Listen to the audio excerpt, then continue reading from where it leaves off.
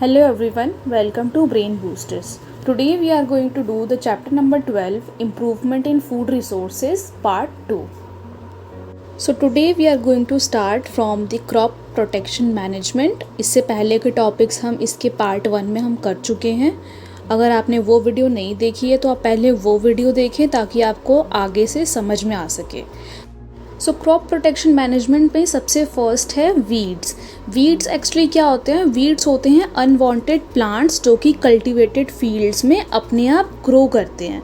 अब ये वीड्स को हटाना हमारे लिए क्यों ज़रूरी है? क्या प्रॉब्लम क्रिएट करते हैं वीड्स? तो ये जो वीड्स हैं वो जो हमारी रिक्वायर्ड क्रॉप होती है उसके साथ फूड, स्पेस और लाइट और न्यूट्रिएंट्स के लिए compete करते हैं. तो इससे क्या होता है, जो न्यूट्रिएंट्स प्लांट को जाने चाहिए, जो न्यूट्रिएंट्स प्लांट को कंज्यूम करने चाहिए, वो न्यूट्रिएंट्स ये वीड्स कंज्यूम करते हैं. बट इन रिटर्न हमें इन वीड्स से कोई फ़ायदा नहीं होता. इसी वजह से जो ये वीड्स हैं इनको क्रॉप फील्ड से निकालना बहुत ज़रूरी होता है. तो वीड निकालने का सबसे बेस्ट तरीका क्या है? वो है मैकेनिकल रिमूवर, हाथ से निकालना. और इसके प्रिवेंटिव मेथड्स कौन कौन से हैं जिससे हम वीड्स ग्रो करना प्रिवेंट कर सकते हैं?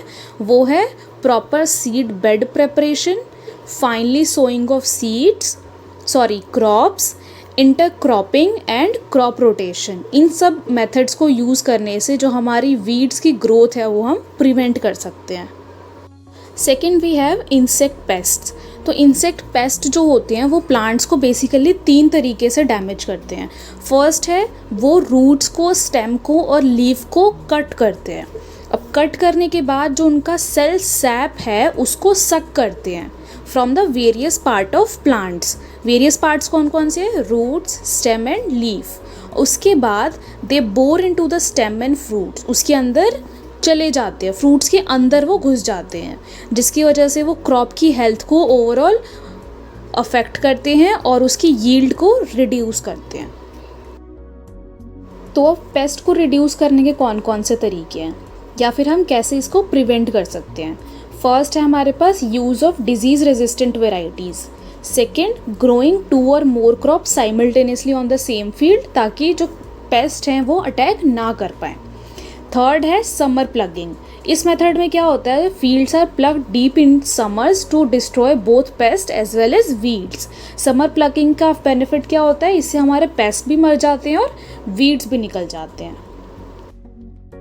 Now this is a very small topic in your NCERT book. This is called storage of grains. Storage of grains में क्या है कि हार्वेस्टिंग के बाद जो भी हमारे पास फूड ग्रेन्स आते हैं क्रॉप से निकल के उसको हम एक अलग जगह में स्टोर करते हैं.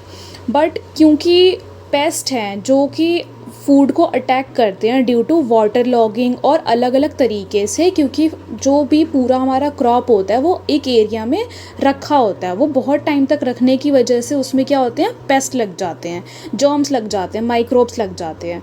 इसको हम क्या बोलते हैं? Storage loss. अब स्टोरेज लॉस में जो फैक्टर्स होते हैं उसमें दोनों एबायोटिक और बायोटिक कंपोनेंट्स इंक्लूड होते हैं. अब बायोटिक फैक्टर्स कौन से हो गए? जो कि हमारे लिविंग ऑर्गेनिजम्स की वजह से हो रहा है. For example insects, rodents, fungi, ये सब हमारे बायोटिक फैक्टर्स हैं. और एबायोटिक फैक्टर्स कौन कौन से हैं? जो कि नॉन लिविंग ऑर्गेनिजम्स हैं. फॉर एग्जांपल मॉइस्चर हो गया, टेम्परेचर हो गया, और जिस तरीके के जगह पे हमने उसको रखा हुआ है, ये सारे हमारे एबायोटिक फैक्टर्स हो गए जो कि कंट्रीब्यूट करते हैं स्टोरेज लॉस में. अब स्टोरेज लॉस को प्रिवेंट करने के हमारे पास कौन कौन से तरीके हैं? फर्स्ट है हमारा strict cleaning of the produce before storage. मतलब कि जो भी हमारा जो ग्रेन है, फूड ग्रेन है, उसको हम अच्छे से क्लीन कर ले स्टोर करने से पहले. सेकेंड है हमारा fumigation using chemicals that can kill paste. ऐसे केमिकल फ्यूम्स यूज़ करें जिसकी वजह से पेस्ट हमारे पहले ही मर जाए. और थर्ड है हमारा proper drying of the product first in the sunlight and then in the shade.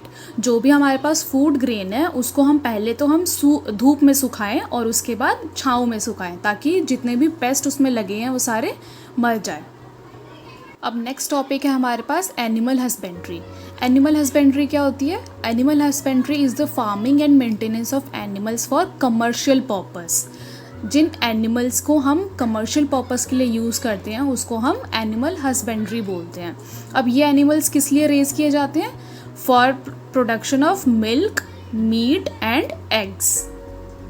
अब इसमें कितने तरीके के एनिमल हस्बेंड्री इंक्लूड होते हैं? फर्स्ट है हमारा कैटल फार्मिंग, सेकंड हमारा poultry farming, then fish production and then bee keeping. इन सबको अब हम डिटेल में करते हैं। So the first we have is the cattle farming. जो कैटल है वो ऑलमोस्ट हर फार्मर के घर में होते हैं। अगर गांव में हम देखें तो हर एक किसान के पास कम से कम 1 या 2 गाय या भैंसें होती ही हैं। और इंडिया में इन सबको किस चीज़ के लिए यूज़ किया जाता है? बेसिकली हर जगह इन सब चीज़ों को किस लिए यूज़ किया जाता है? For the production of milk. और जो बैलें होती हैं, जो कि ऑक्स होते हैं, उनको हम खेतों में काम के लिए यूज़ करते हैं। अब इनके बेसिकली 2 स्पीसीज़ होते हैं जो कि कॉमनली देखे जाते हैं। फर्स्ट है हमारा बॉस इंडिकस, जिसको हम काऊ बोलते हैं, एंड देन बॉस ब्यूबलिस, जिसको हम बफेलो बोलते हैं। अब काऊ की जो एक्सोटिक ब्रीड्स होती हैं, for example Jersey and brown Swiss, उसको हम एक्सटेंडेड लैक्टेशन के लिए यूज़ करते हैं। और Indian breeds for example red सिंथियन, साहिवाल, वो किस लिए यूज़ होती हैं? डिजीज़ रेजिस्टेंस के लिए और ड्रॉट लेबर के लिए। और इन सब के काफ़ी हाइब्रिड्स भी हैं जो कि आजकल इंडिया में बहुत यूज़ होते हैं। नेक्स्ट है हमारा पोल्ट्री फार्मिंग। पोल्ट्री फार्मिंग में बेसिकली क्या काम होता है? एग्स और चिकन के लिए काम होता है। यहाँ पे हम एग्स और चिकन को लेने के लिए, कंज्यूम करने के लिए पोल्ट्री फार्मिंग करते हैं। अब यहाँ पे बहुत सारी इंडियन वेराइटीज़, अमेरिकन वेराइटीज़ और इंग्लिश ब्रीड्स लिखी हुई हैं। ये एग्ज़ाम में बहुत कम पूछे जाते हैं, बट आपको सारी ब्रीड्स का एक एक एग्जाम्पल आना चाहिए। फॉर एग्जाम्पल इंडियन ब्रीड्स में हमारे पास कौन सा है? असील, बुसरा। और अमेरिकन ब्रीड्स में हमारे पास है प्लायमाउथ रॉक। और इंग्लिश ब्रीड्स में हमारे पास है रेड केप्स, कॉर्निश एक्सेट्रा। इन सब का एक एक example exam point of view से इनफ है। और इन नाम की प्रोनंसिएशन पे आप ज़्यादा ध्यान ना दें, बिकॉज प्रोनंसिएशन साइंस में इतना मैटर नहीं करता जितना नॉलेज करता है। सो यहाँ पे हमें अपनी इंग्लिश इम्प्रूव नहीं करनी है, यहाँ पे हमें अपना नॉलेज इम्प्रूव करना है। तो इन सब का एक एक एग्जाम्पल, स्पेलिंग अच्छे से याद होनी चाहिए, प्रोनंसिएशन हार्डली मैटर्स। और यहाँ पे 2 टर्म्स है जो कि हैं लेयर्स एंड ब्रॉयलर्स। लेयर्स क्या होती हैं? एग लेइंग बर्ड्स होती हैं। ब्रॉयलर्स क्या होती हैं? मीट्स के लिए यूज़ होती हैं। ये 2 चीज़ें याद होनी चाहिए। Now here you can see the diagram of single comb white leghorn, जो कि एग प्रोडक्शन के लिए यूज़ होता है, एंड देन न्यू हैम्प्शायर, जो कि मीट के पर्पस के लिए यूज़ किया जाता है। Next we have fishery. Fishery deals with the procurement of fish for consumption. यहाँ पे हम ऐसी फिशेस की ब्रीड्स को पालते हैं जो कि ह्यूमंस द्वारा कंज्यूम किया जाता है, क्योंकि हमें पता है कि फ़िश एक बहुत ही अच्छा सोर्स ऑफ प्रोटीन है जो कि कोस्टल एरिया पे रहने वाले लोगों के थ्रू बहुत ज़्यादा कंज्यूम किया जाता है। अब यहाँ पे एक टर्म है एक्वाकल्चर। एक्वाकल्चर क्या होता है? The process of capturing fish is known as aquaculture. इस तरीके का क्वेश्चन एग्जाम में शॉर्ट आंसर्स में जनरली पूछ लिया जाता है।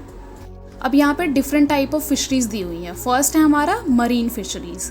मरीन फिशरीज़ क्या होती है? Marine fisheries deal with fishes in oceans and seas. यहाँ पे जो फिशेज़ होती है वो हमारी ओशियंस और सीज़ में होती हैं। Apart from fish it also deals with other sea food such as prawns, lobster and crabs. और दूसरा है हमारा इनलैंड फिशरीज़। इनलैंड फिशरीज़ क्या होती हैं? जो कि रिवर्स, लेक्स और टैंक्स में होती हैं। For example rohu, catla, mrigal, grass carp etcetera. ये सारी बहुत ही पॉपुलर ब्रीड है फिशरीज़ की, जो कि हमारी इनलैंड फिशरीज़ में होती हैं। Here you can see the diagram of different kind of fishes. For example, catla, silver carp, rohu, grass carp, mrigal, common carp. ये डायग्राम आपके एनसीईआरटी की बुक में भी है, तो अगर आपको यहाँ पे क्लियर नहीं दिख रहा तो आप अपनी एनसीईआरटी की बुक को रेफ़र कर सकते हो। और आज का लास्ट टॉपिक है हमारा बी कीपिंग। बी कीपिंग को हम और क्या बोलते हैं? एपीकल्चर। अब इसमें क्या होता है? It is the rearing of bees for the production of honey and wax. यहाँ पे बीज से हम सिर्फ हनी ही नहीं लेते हैं बल्कि वैक्स भी लेते हैं। और आज के समय में it is a major financially rewarding and agro based activity, क्योंकि ये जो हनी एंड वैक्स है ये बहुत ही अलग अलग पर्पज़ के लिए यूज़ किया जाता है। अब यहाँ पे कुछ एग्जॉटिक वेराइटीज़ लिखी हुई हैं जो कि इंडिया में काफ़ी पॉपुलर है। वो कौन कौन सी है? Apis mellifera, Apis adansonii, Apis cerana indica, जिसको हम इंडियन बी भी बोलते हैं। ये सारी क्या हैं? पॉपुलर इंडिजिनस वेराइटी हैं। एंड नेक्स्ट पॉइंट हमारा क्या है? एपिस डॉर्सेटा, जिसको हम रॉक बी भी बोलते हैं। ये भी एक इंडिजिनस वेराइटी है। तो इसी के साथ ये चैप्टर यहीं पे ख़त्म होता है। सारे टॉपिक्स, सारे पार्ट्स मैंने इन 2 वीडियोस में कंप्लीट करा दिए हैं। ये पार्ट 2 वीडियो है। इससे पहले वाले टॉपिक्स मैंने पार्ट 1 में करवाए हैं। अगर आपको इससे पहले वाले टॉपिक्स आपने नहीं किए हैं तो वो आप पार्ट 1 में कर सकते हैं। और कोई भी डाउट हो, किसी को कोई भी क्वेरी हो, वो मुझसे कमेंट सेक्शन में पूछ सकता है। और नोट्स के लिए, जैसे कि मैं आपको हमेशा बोलती हूँ, आप एनसीईआरटी की वेबसाइट को रेफ़र कर सकते हो। वहाँ पे आपको ऑथेंटिक सोर्स मिलता है और वो प्रिंटेबल डॉक्यूमेंट्स भी होते हैं, तो आप उनको आराम से प्रिंट करके अपने पास रख सकते हो। So yes, that was all for today and I will see you in my next video. Thank you.